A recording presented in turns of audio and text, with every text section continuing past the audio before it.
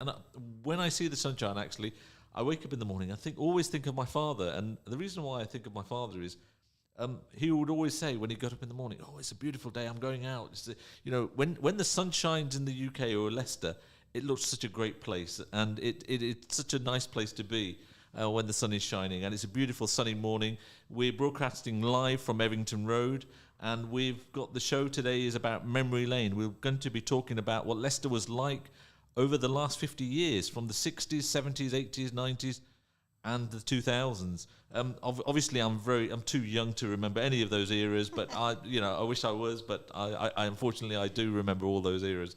So you're listening to Radio Ramadan on 87.7 FM. If you've got any comments you would like to make, you can WhatsApp us. Our telephone number, telephone number for WhatsApp is 077 488 55055. Or you can call in and telephone into the studio. Our telephone number is 0116 4822 And I'm joined this morning with two very, very special guests. I'm really honoured and privileged to have both of you here.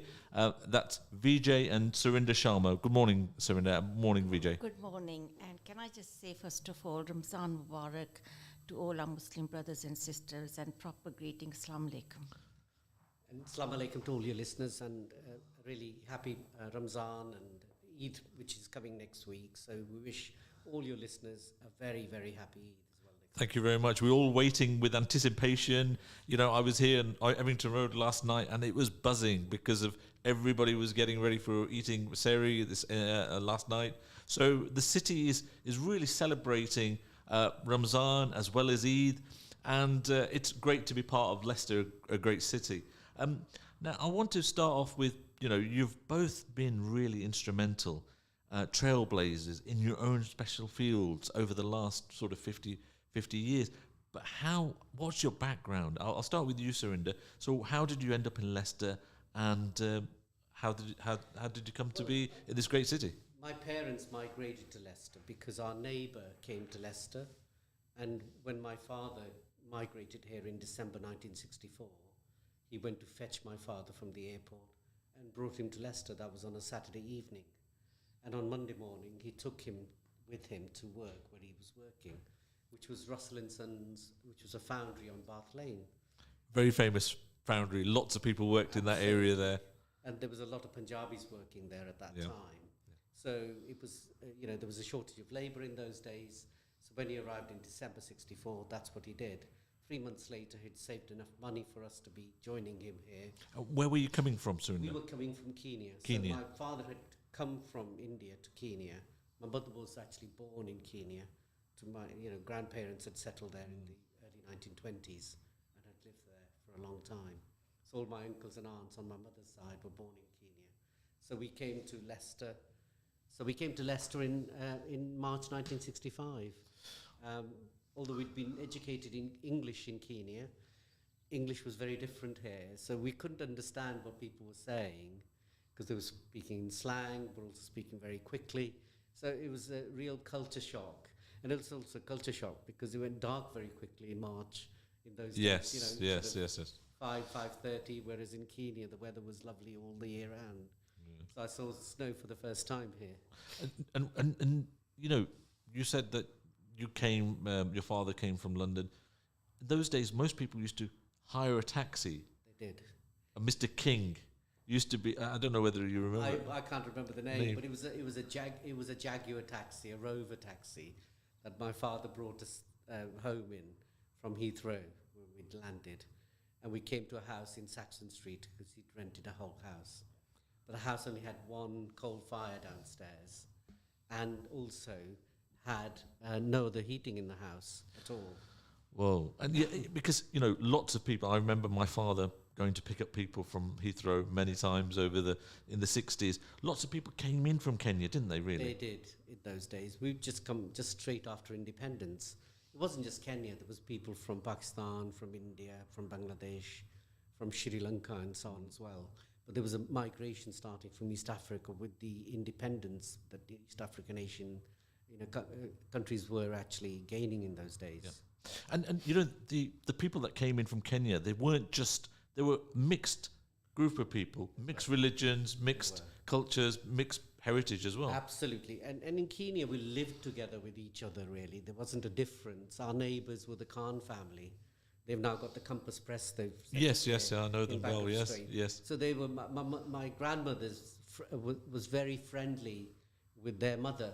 So they were like sisters in Kenya. So when we came here, they came to Leicester as well. We knew them from those days, even before they'd set up their own press. So, all these things, all these ties that people brought with them and the relationships they brought with them were very different. We were very comfortable with each other in Kenya and in East Africa. There wasn't an us and them in any way in those days. And actually, to think about it, to arrive on a Saturday and have a job by Monday morning, that's not possible nowadays. It isn't. And where to go and what to do, but those were the sort of relationships that were formed in those days. Just because our neighbour happened to be in Leicester, he went and fetched my father from the airport. That's the only reason we're in Leicester. We could have been anywhere else in the country. And that's, by fate, really. Leicester was a magnet, and I think as I've been doing these shows over the last few weeks, it really transpires. It's a magnet of friendship and cultures and mixed sort of environment. And it's what people had in Kenya, what they had in Uganda, what they had in other countries. They've created that here. They have, and they brought the skills with them as well. They weren't just from an agricultural background. They'd actually been in professional jobs. They'd actually run businesses and so on. And they brought those skills to Leicester. And in that sense, the Leicester's settlement patterns are very different from places like Wolverhampton or Coventry, or Bradford, Slough, and so on. So, the East African Asians who came to Leicester brought a sort of professional class with them, which is very different from, people who'd come from India, Pakistan, and Bangladesh and Sri Lanka. And Vijay, how did you end up in Leicester, or what's your background? Where did you come from? My magnet for ending up in Leicester was Surinder. Oh, right, I'll okay. tell you about that a bit later. But in terms of the background, so I am Kenya born. My mother was born in Amritsar. My father was born in Lahore.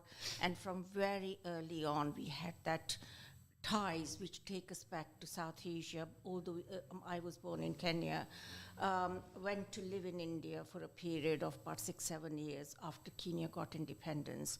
And then I arrived in the UK in early 70, and I studied until I met Surinder sometime in 72, I think. And so that's how, and we then got married, and that's how I ended up. How did you actually end up meeting Surinder? Because actually getting married and actually, finding somebody in those days was totally different to what it is now, in comparison. Well, Surinder was at Canterbury University, and a friend of mine was studying there. I was working in London. I went to see her, and that's how we met Surinder, and we got to know each other. And it then transpired that we had a family connection, because my aunt is married to Surinder's uncle, except that we had never met in that context. So it took us a while to realize. But the thing is, Zuffar, that I'm fortunate that, I come from a family where my father told me when I was about 8 or 9, stand on your 2 feet and be always able to put bread on your table.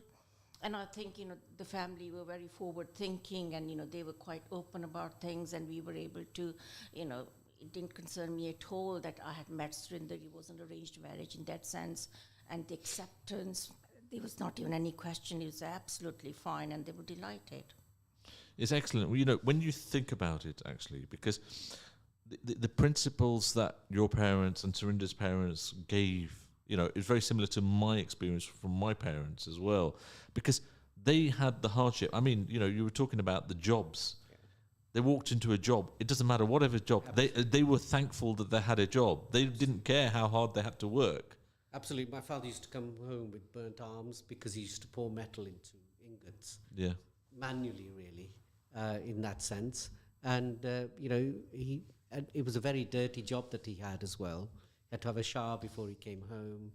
He never used to drink in Kenya, but here he used to go and drink some beer before he came home. Just all the dirt that he accumulated in his lungs during the day, to wash that away. So, in that sense, it was a very difficult, and that's not the lifestyle he had in Kenya. My mother had never worked in Kenya. Soon after arriving here, She worked as an overlocker in a factory. Her shifts used to start at 6 o'clock in the morning, and there was no bus service in those days.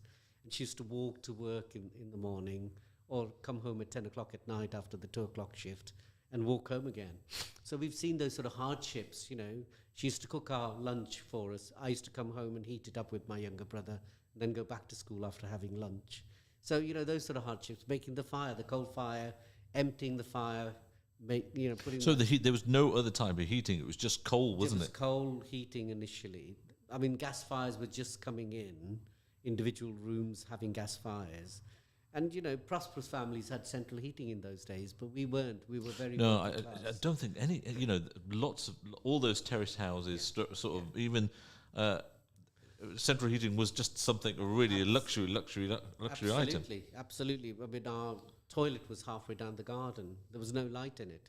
So after dark, especially in the winter months, if you had to go, it was very difficult. There was no heating in the bedrooms. Hot water bottles were the only heating that we had in those days. And you know, lots of people talk, how do you arrive in Leicester in 65, 66, food, you know, Asian food, was there any around? You know, can you remember what you... There wasn't any Asian shops that I know of in those days. Our Russian wala used to come on a Tuesday evening. Ramubai, I think it was. Yeah, Ramubai, yeah. He used to take our order and bring and deliver it to our house on the Thursday. And that's the only Asian shopping you had. There was no cinemas, there was no restaurants, there was no other food available locally. You had to get used to, you know, having that one shopping trip. Apart from other things like bread and other things you bought separately. And, you know, the first week we were here, we didn't even have the right clothes, because in Kenya we only had a jumper. My father took us on the Saturday to buy duffel coats, you know, from town. And that, you know, with the hood on. That's how we survived. But did you feel really cold all of a sudden because you were thrown into...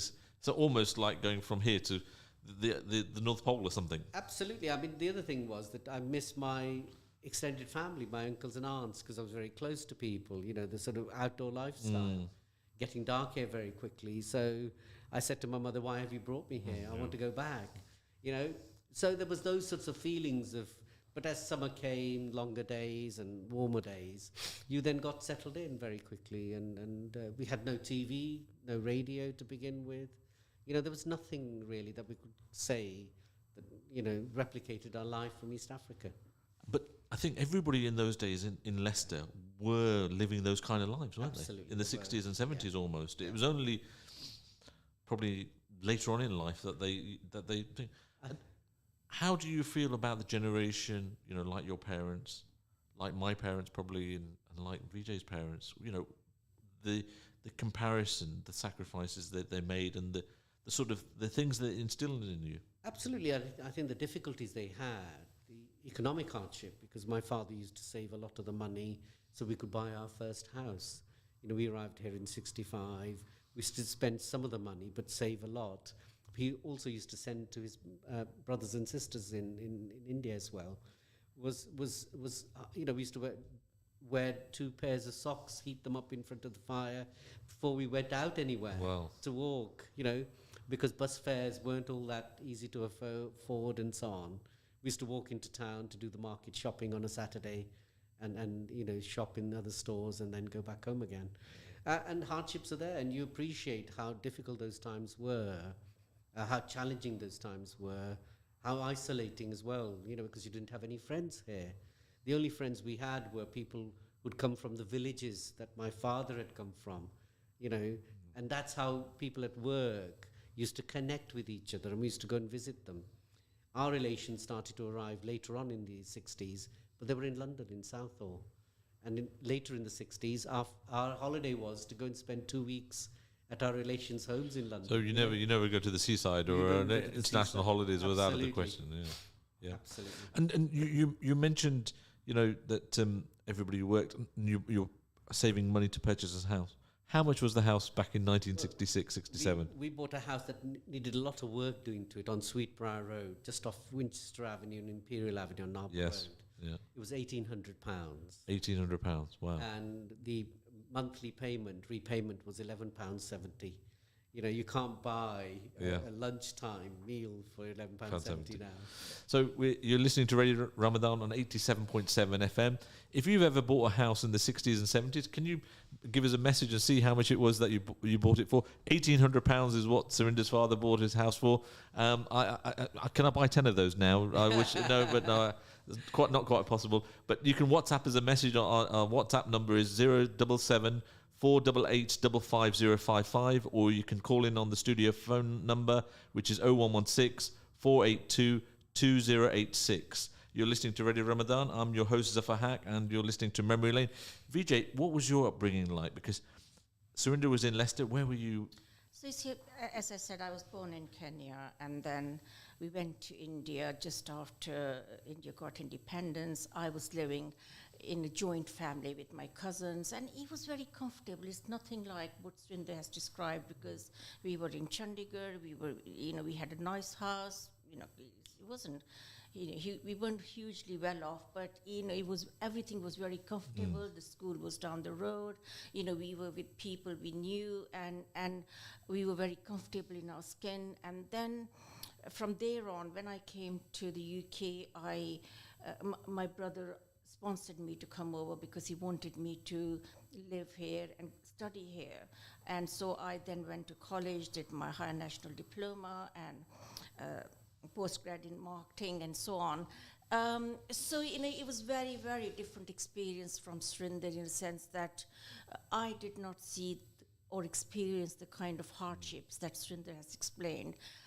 When I came, thankfully, in the 70s, most of our families had cars. We had central heating in the houses, and it was a very different experience. So it's hard to imagine, but it's not within what I had experienced. I had experienced some of the comforts of the last 10 years, 15 years. My brother was in the Royal Air Force. He had a good job. So just extremely different upbringing in that sense and experiences. Yeah, and how did you find Leicester when you first arrived for you? Because Leicester would have been a different place compared to where you grew up. So we lived my parents were in Cambridge. I was in London. Prior to that, we were in Cotswolds. So they were predominantly, there were very, very few Asians or Asian families or restaurants or businesses. So when I came to Leicester, I think you feel at home because you can go out and, you can have your food, you can buy your food with relative ease, you can buy clothes. And, you feel more comfortable in your skin, you feel at home because you think this is very familiar. And I think that's what attracted people to Leicester. By that time, they had also started a satsang group, which Surinder's mother used to go to, and my mom, when she would come to Leicester, would also go to. So, they were places of connection. The temple itself was not there, but they used to congregate in people's houses and do satsangs and so on. So it had a very different vibe even then. Yeah, and so you ended up in Leicester, and then you were growing up. First jobs, how was your first jobs like? Because I'm sure it would have been different to the sort of experience. And did you experience racism even in Leicester at that time?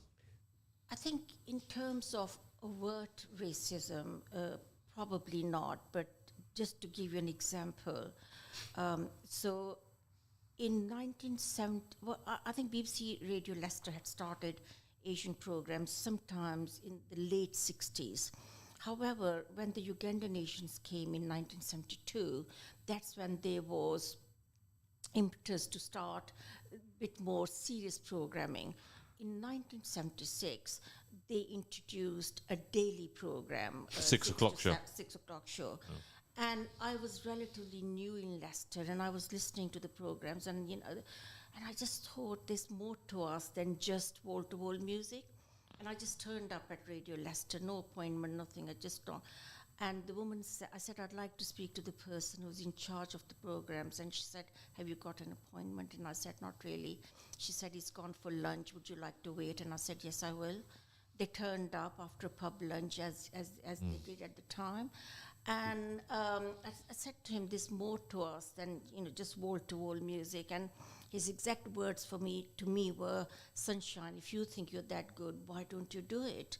So I dropped the Sunshine bit, and I started doing it. I started setting up guests for the shows, and it was important information around immigration, around benefits, around the NHS, things which people needed to know because they were still relatively new migrants to the UK. And I think that, so there was overt racism. There was a challenge saying, "You'll never do it." And they underestimated us at their peril. And that's really an interesting point when you think about it, because, to actually change things, you were there, you took the opportunity, you had the background, you had the ability, and you changed things. You made a huge difference, because I remember that 6 o'clock show. My father used to listen to it every day without fail, just listen to, they had that link with the subcontinent, and that was their link for that 1 hour per day. And there was no other entertainment, really. Very few people had TVs. Very few people had the luxury. There was no satellite TV, no nothing. They would not be able to, the only communication would be via letter, not even by telephone. So it was a totally different world. And you took that challenge on. Did you ever think at that time, at that moment when you were doing that, when somebody said to you, "Look, Sunshine, if you can do better, try and do it," that it would turn into what it's turned into today? Because the BBC Asian network is absolutely huge now. I think what it is that, when you're, when somebody, it's your upbringing, isn't it? When somebody says, "No, you can't," you say, "Well, yes, actually I can." And also there was a lot of, we knew from our knowledge of our experiences in India, in Kenya, that there is appetite for radio listening. It wasn't a surprise to us, but it was a surprise to the radio station managers how much listening there was of radio. I think that was the first shock they got. The second was that actually it made business sense. It brought in more listeners, so they must invest in it. And I think it was success which breeds success. And also there is an element of pushing at the open door a little bit. And the third thing was that Asians particularly don't want to go into journalism, proven wrong again, because actually they were very good presenters, very good journalists. I can reel out a whole host of names, even now, who are not only just household names, but they're on the international circuit. Yeah. So, I think they learned about us through actually not realizing just the potential which we brought with us. I mean, I looking back, lots of people, talk about this. You actually brought the community together with the radio show because they listened in. My father listened in every day without fail. There was shairi, poetry, cultural, the whole setup, religious, whatever sort of angle, it was all in those shows. And that was the start of changing Leicester to a degree, I think. There was certainly an element of that because people could relate to each other, because I'm sure the listenership was pretty high in Leicester. It was extremely high, and I think it was the high listenership which made the station managers sit up and take notice of it. But also, as you said, people felt connected. If it was Ramzan going on, we would talk about Ramzan, we would talk about Diwali, we would talk about Eid, Navrat. And it's I think it connected communities, but it also, not all of us had experienced living with other communities. Some people who might have just come directly from India or other countries may not have lived with people from other faiths. And here it was sort of, very multi-faith, multicultural, multilingual, people talking about each other's language. And it was quite an interesting melting pot of how the culture evolved and has continued to evolve since then. Yeah, I mean, it certainly was one of the moments where it started.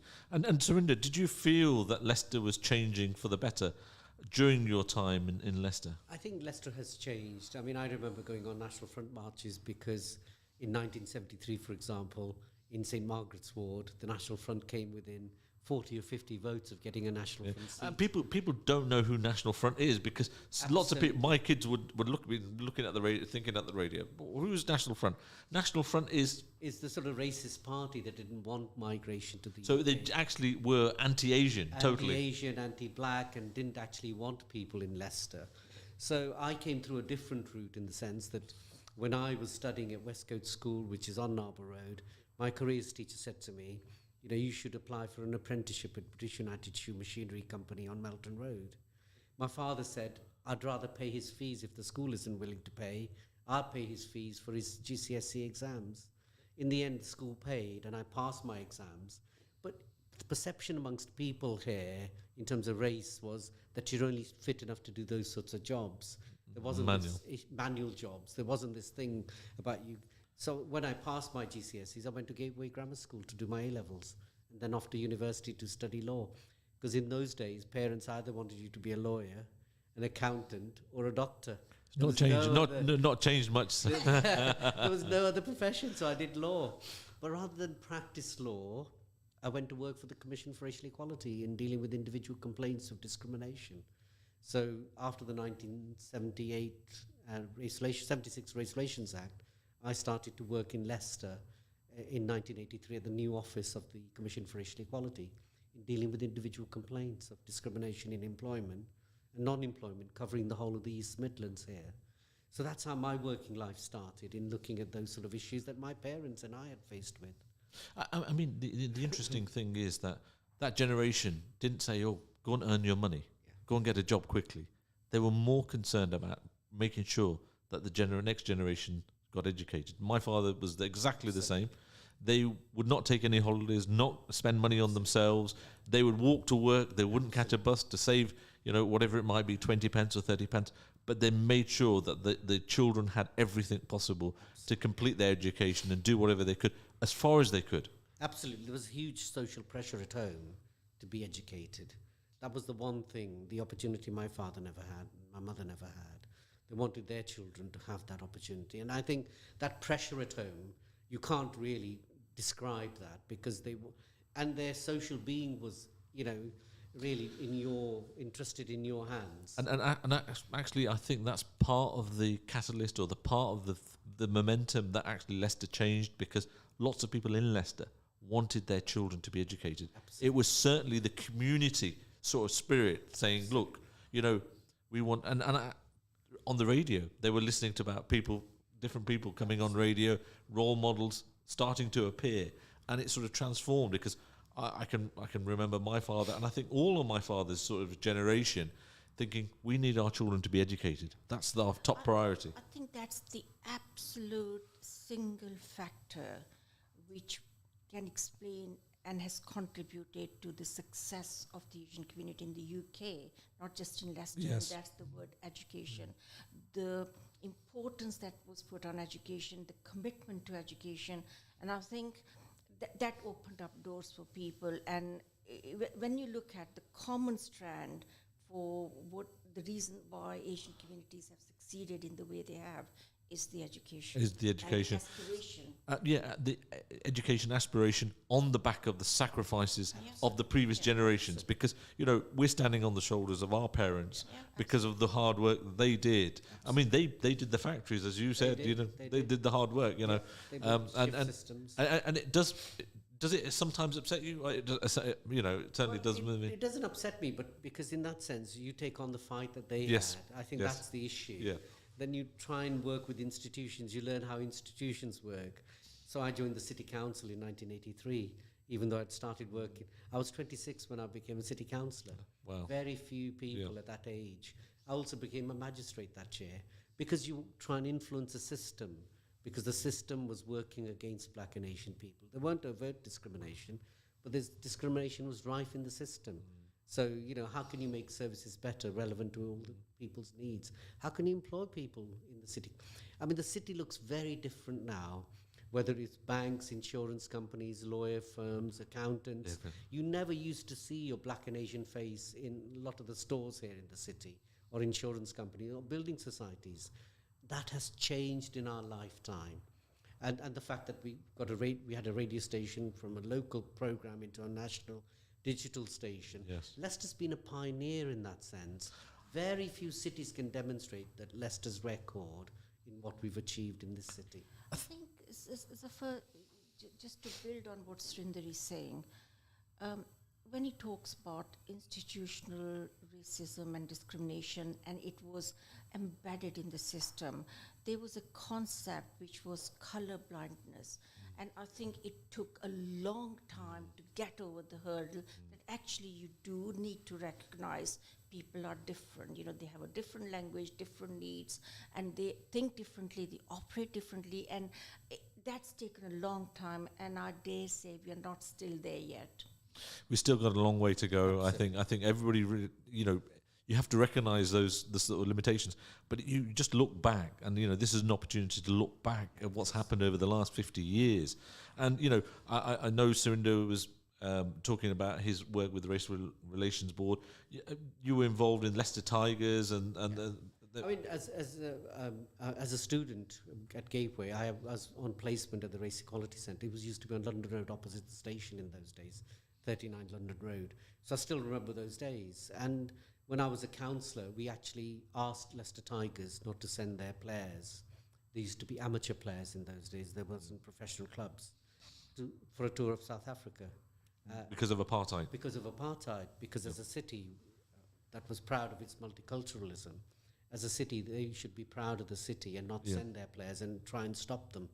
But Leicester Tigers said they couldn't. So we actually said that they could, and we banned them from using the Welford Road Recreation Ground as their training facility, which was next door to the Tigers Club. Yeah. We were then taken to court under Section 71. So the council effectively banned Leicester Tiger Tigers players playing there at that time. Absolutely. Yeah. Practicing there. They Practicing could still there. play. Yeah. And in the end, the court case went to court, first of all in the High Court. The Playgrounds Association helped financially Leicester Tigers, and the case went all the way up to House of Lords in defining the role of a local authority under Section 71 of the Race Relations Act in terms of promoting equality of opportunity, eliminating racial discrimination and fostering good relations. We won all the way up to the High Court of Appeal, but we as a Leicester Council lost the case in the House of Lords. But in the end, it used to be known as the Welford Road Recreation Ground. We named it in 1986 as Nelson Mandela Park. I remember the opposition and the hate that we got, and I personally got, because I was in the forefront of naming Nelson Mandela Park. After that, it's widespread. Other cities did things like that.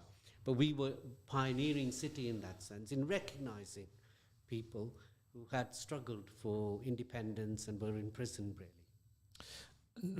Surinder, you've lived a very busy life, active life over the last sort of 50, 60 years in your sort of work career.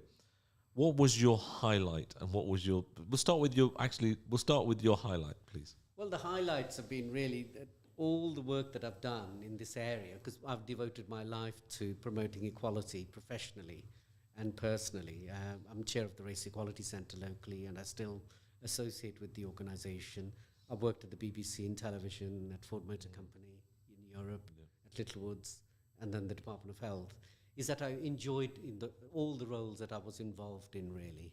And I was allowed to do that with the family support that I had, not just from Vijay's mother, but my mother as well, and parents, in terms of childcare and all the other things you need, the pressures in life that, but also that I was able to affect change in those organizations, and the change that was enormous in those organizations that I worked with, and the change that's happened in the country over. I'm not saying we've done everything we wanted to do, but when you think about the sort of change that's occurred, that's been enormously satisfying, having that as your goal, really, professional goal, and being able to work with leaders, in many organizations who were really very supportive of the things we were trying to do.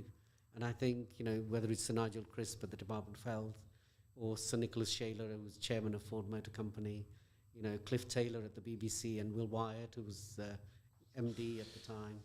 But it does take good people to listen, doesn't it? It does take good people, but it's also enormously hard work, because I was normally the only black or Asian person on the board or in these conversations, A lot of the quality advisors in other companies were white women. I was the only sole black or Asian person. So it's a very isolating experience when you're challenging organizations and trying to bring about change and change the course of those organizations. It's quite a difficult and lonely, change program that you're implementing. You don't have many friends, really, you can go to and talk to about this. No, because you potentially alienate lots of people as well as you're doing it, because you're thinking, well, actually, this guy's coming in to shake up everything. Absolutely. You know, and that is always very difficult. And did you feel that was sometimes it was very lonely and very isolating, and those moments are there, aren't they? Well, they are, and there's nobody else you can confide in, and there's nobody in the organisation you can talk to.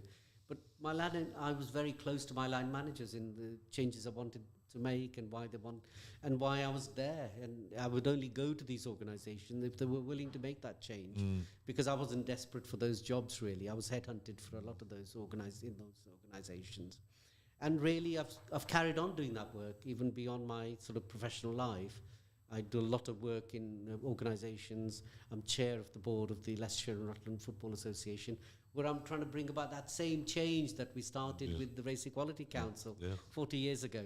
But what surprises me even today, is that many organizations have moved forward.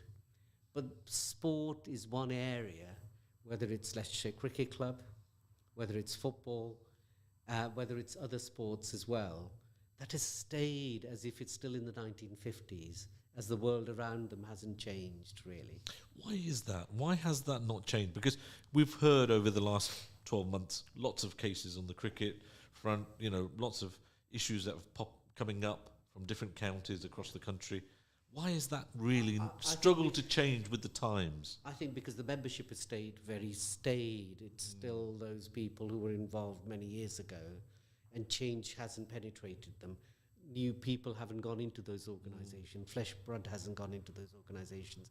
And there hasn't been that challenge either, in those organizations as there was in business and in, public sector organizations. That they've been shielded from that challenge. They've actually been they've isolated themselves. They've isolated themselves. Almost in a time warp. But yeah, absolutely. But there's also been an issue where we haven't engaged with them either, until I went as a board director last year, as the chair of the Inclusion Advisory Group. That's how I joined the board of the County Football Association. Not many people joined them either, and professionally challenged them from the inside. It's all very well criticising people from the outside, unless you go and spend the time and put the energy in making that change. Change just doesn't happen. Doesn't happen. No.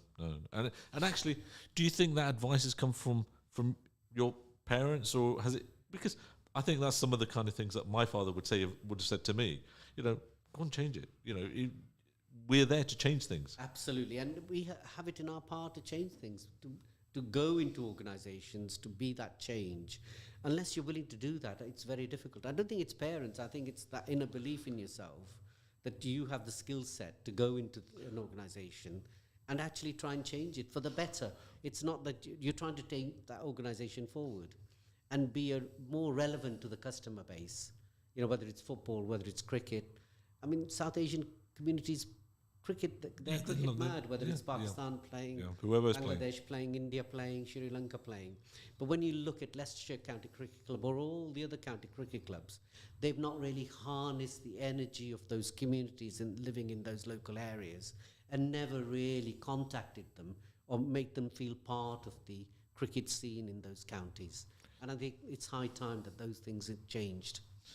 I think it's going to be an evolution of that, and it's going to take a little bit longer to achieve that. Vijay, what was your low point during your career at the BBC, which was, you were the... I think the low point, which was then turned into a high point, was, you may or may not recall, Zuffar, but there was a proposal at one time to close the Asian network down, along with Six Music. Yes. And I think that's when I saw the power of an institution against just one person, because I was the only person in the BBC saying, I do not agree with this proposal. And when I said that, my staff were backing me, they were on my side. And there was a moment in time when all the most senior people in the BBC were around the table, mostly men, couple of women, and just me, one non-white person saying, the only person saying, I do not agree with the proposals because you've not produced convincing evidence. And I was able to make my case to the DG, which I am happy to admit they were not, and they had to turn that decision. That's when I realized that actually you need more people like you who would. It wasn't just the fact that they were white, they didn't support me, they were not convinced of the argument for having a discrete service. My argument was that there are a number of discrete services and we should give people a choice of listening. So I think that could have been potentially quite a low point, but I think what they say is that sometimes when there's a challenge, it can be turned into something positive, and you make a case and case again for it. And now I don't think that's on their radar any longer. But in terms of low point, the high point was actually the setting up of the station and making it from local to regional to national to digital and having it sort of multi-sited. When I was working for Leicestershire County Council, I was the first person who was instrumental in setting up employment targets for social services. Well, it's history now, isn't it? But at the time, was there opposition to it from very senior officers? The low point, if there is one, is, as Surinder said, we were able to pursue our careers on the shoulders of, in my case, my mother. And I don't think I thanked her enough. If there's one thing I could do differently is that, I didn't say it enough and I didn't thank her enough when, she was doing all this. And that has stayed with me. But apart from that, I am really blessed in many ways. So, that's I think everybody would say that. I would feel exactly the same. So, I'll do a special. I think everybody should do a special dua, special prayer for their mothers and fathers who might be there, might not be there. Just go and say thank you to them for the work that they've put in, the sacrifices they put in, because we have been able to do what we've been able to do in Leicester. Vijay and lots of people like Surinder across the city who have changed things for the better because of the sacrifices and the dedication that they had in comparison. I sometimes think, wow, do I have the same dedication to my children as my father had to me? I don't know whether I do. And the sacrifices. So, it is really, really important that we recognise that. And I think that's one of the things that makes Leicester unique in lots of ways, because there was that thought, that, thinking of, we've got to do this better. We're here to live now. Let's make this our home, and let's try and do that. I think for one thing would be worth saying that what we had was our commitment and passion and skill set. However, we had like-minded people working with us as well, and there were many allies in that sense. Yes. Because lasting change doesn't happen in isolation. No. Absolutely. No. And a lot of my parents' generation, initially people who came from India and Pakistan, they were only here to earn money. Yes. They lived a very frugal lifestyle. They saved all the money and sent the money back, because they all felt after 2 or 3 years they were all going to go back, build these nice houses and live there. But that never happened, really. It's only when families started to arrive here and join the individuals who were here as single men, that Leicester and cities like Leicester changed, It really. dispelled the myth of return. Yes. That's how it started, Yeah. but it was never going to happen, was it? No, it was never going to happen. We're running out of time. We've got just about a minute left. Any final thoughts from Vijay? I think the thoughts, there are a lot of things going on, and there's a lot of need in the community, different sort of need. It's not just to do with race, it's to do on a number of fronts, whether you take disability. There are many inequalities. In this country, and our town and city are not exempt from it. So I think there's always more and fresh challenges, and I certainly feel that there's a lot to be contributed to. I think we've all got a chance to contribute and give and serve people. I think that is the biggest message I can give, is that we've the ability and the skills to serve other people. Thank you very much. Thank you very much. I'm truly honoured and privileged to have you both in the studio. Thank you very much, Vijay. Thank you very much, Surinder. So thanks, and could we wish your listeners Eid